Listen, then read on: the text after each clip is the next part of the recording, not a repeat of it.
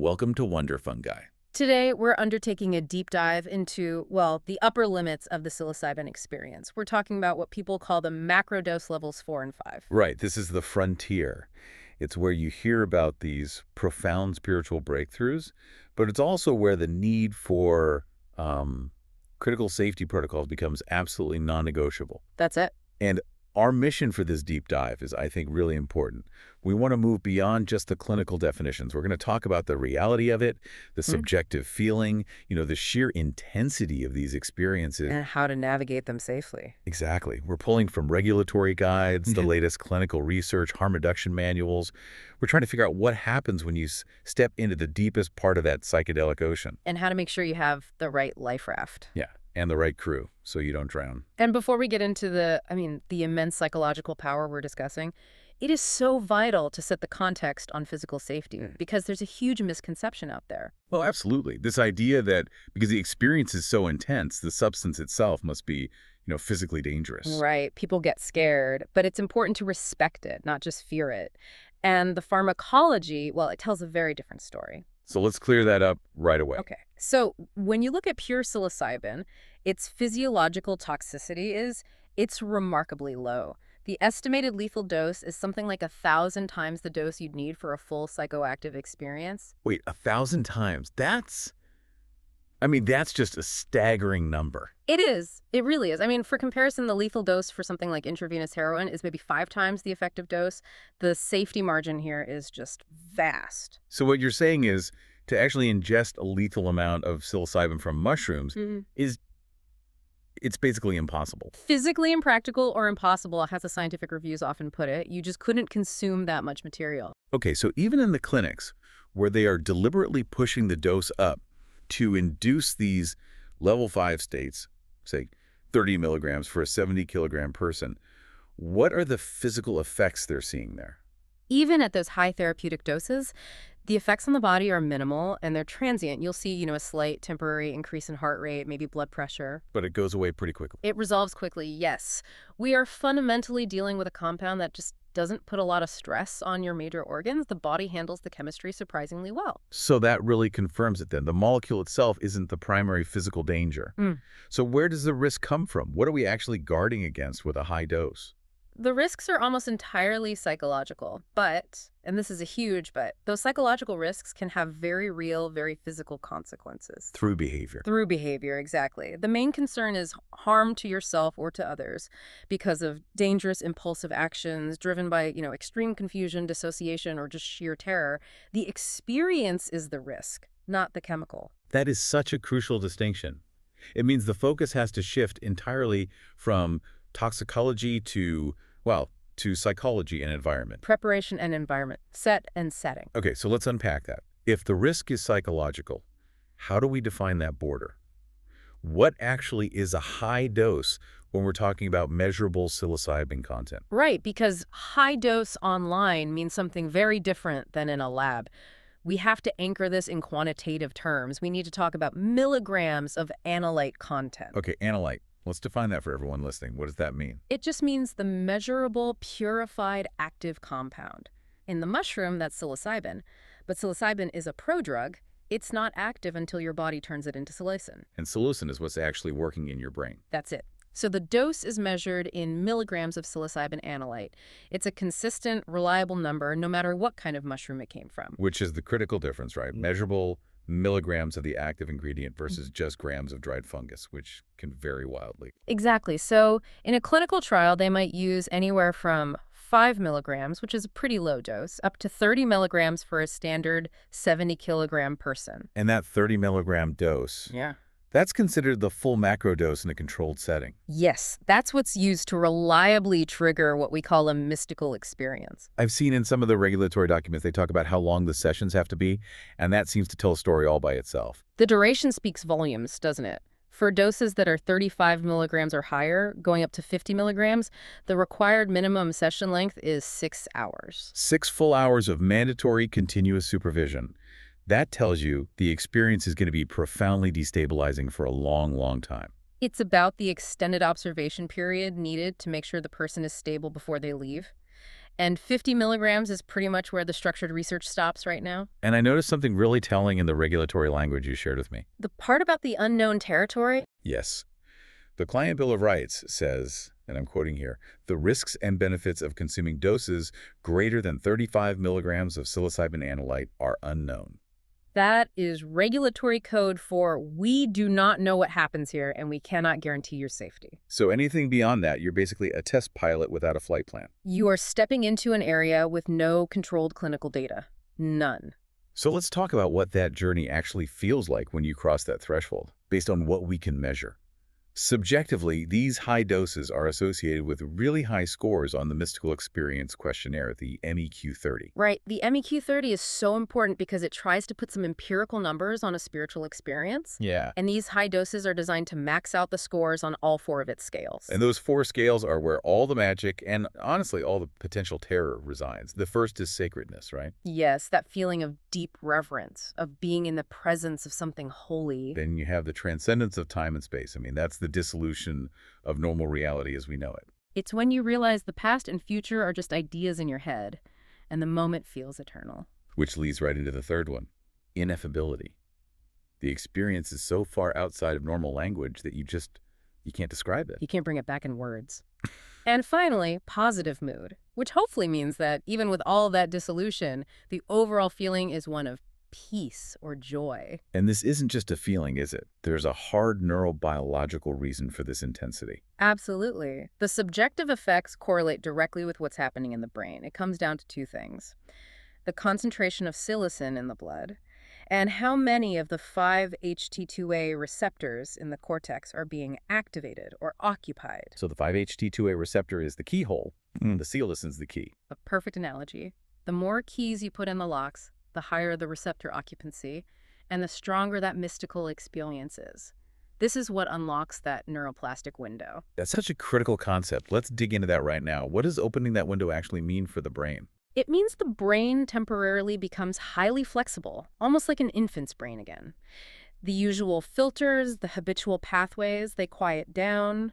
It allows for new connections, new ways of thinking. And that's where the therapeutic potential comes from, this chance to sort of reroute old stuck patterns. Exactly. But opening such a powerful destabilizing window also maximizes the risk, which brings us right back to set and setting. Your preparation is your life raft, and the setting is the ocean liner protecting you from the storm. Couldn't have said it better. Okay, so this is where it gets really, really interesting, and frankly, pretty dangerous.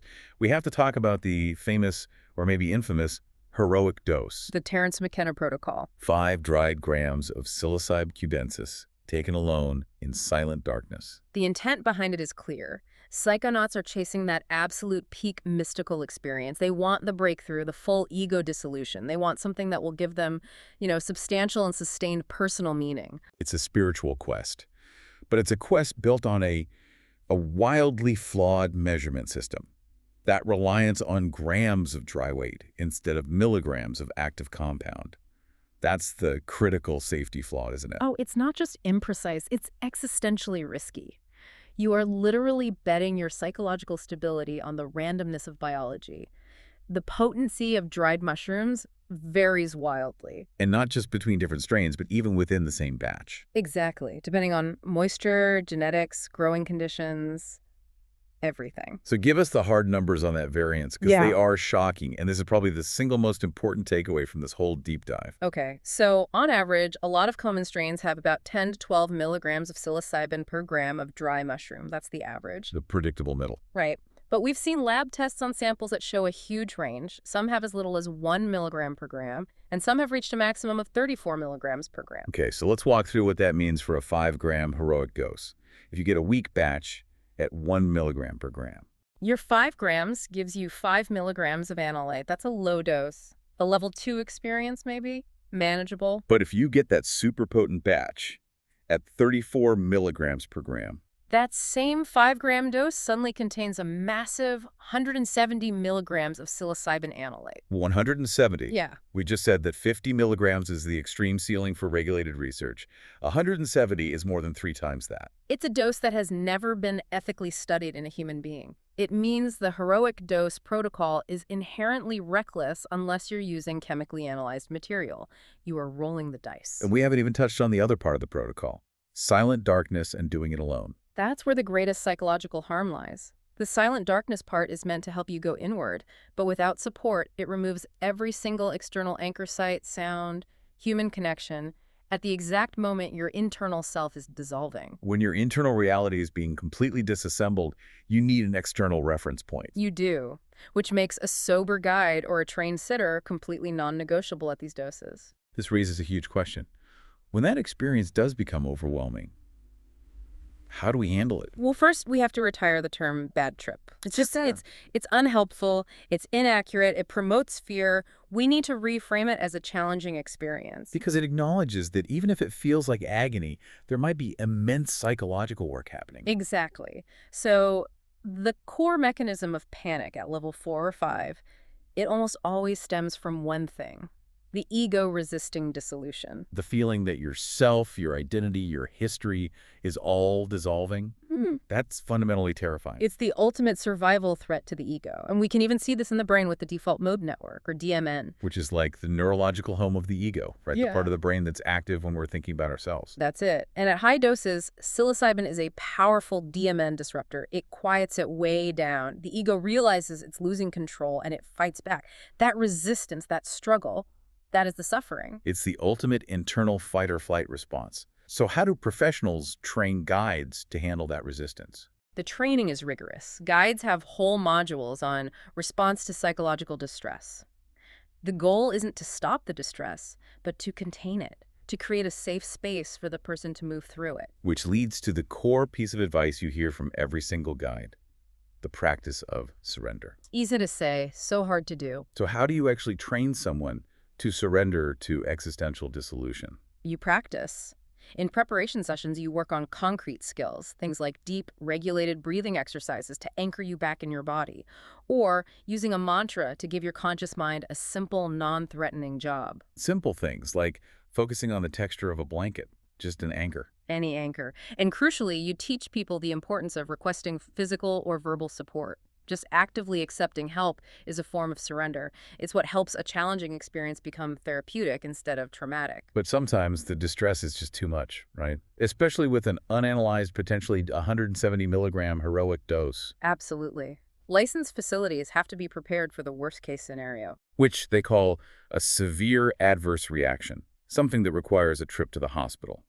What kind of behaviors are guides trained to manage? The training is comprehensive. It covers everything from unexpected client disclosures, sudden traumatic memories bursting out, All the way to acute substance-induced psychosis, which must be terrifying. and even in the most extreme cases, responding to suicidality, which can happen if the ego dissolution is misinterpreted as a real final death. It really underscores that this is not a recreational drug. It's deep, intensive psychological work. And the physical setup has to support that. Licensed service centers are required to have a detailed emergency plan. This includes protocols for monitoring clients, keeping facilitators safe, and having immediate access to rescue medications. Those rescue meds, you hear about them in trials. What are they actually for? They're powerful anti-anxiety and antipsychotic drugs, things like lorazepam or diazepam to stop a panic attack, or sometimes haloperidol if true psychosis emerges. They're there to abort or at least mitigate severe distress. The fact that they have to be on site, ready to go, Yeah. tells you everything you need to know about the volatility of a level 5 experience. The volatility is in the mind. The mind is the fragile system here, not the organs. So what does this all mean, practically? It all seems to come down to one thing: the absolute, non-negotiable necessity of a sober guide. For anything level 3 and above, external containment is essential. When your mind is that altered, you simply can't be relied on to interact safely with the world. And how does the regulated model formalize that? It mandates a licensed facilitator who is with you before, during, and after. Preparation, administration, integration. They are the guardian of the whole process. And the environment itself is engineered for safety, with all the monitoring. It has to be. The rooms have to be free of risks. There's 24-hour video recording. There are even panic buttons linked to security or law enforcement in case a guide needs immediate backup. A total containment system. So what about a layperson, a trip sitter? Even in the regulated model, you have to name an emergency contact. But a client support person becomes mandatory if the client has any physical needs, like help with medications or just moving around. But who's in charge if things get difficult? The client or the sitter? The facilitator is the ultimate authority. The sitter has to follow their directions, and the facilitator can ask anyone to leave the room if they feel it's necessary for safety. The guide is responsible for containment. Okay, that structure is vital. Let's pivot to one last danger, one that's unique to the unregulated market: purity and adulteration. This is a life or death harm reduction topic. Anyone buying unregulated products faces two huge risks: the dosing, which we've covered, and adulteration. And the most deadly adulterant out there right now is fentanyl. We have to stress this. Fentanyl is so powerful that an amount as small as 2 milligrams, barely visible, can be deadly. Oh. And because of cross-contamination in illicit supply chains, anything you buy could be at risk. The idea that a lethal dose of fentanyl could accidentally end up in a mushroom product is just terrifying. It's the ultimate blind risk. So for anyone choosing to go that route, which we strongly advise against for high doses, using fentanyl testing strips is absolutely non-negotiable. It's a simple step that can save your life. Okay, so we've deep dived into the profound nature of high-dose psilocybin.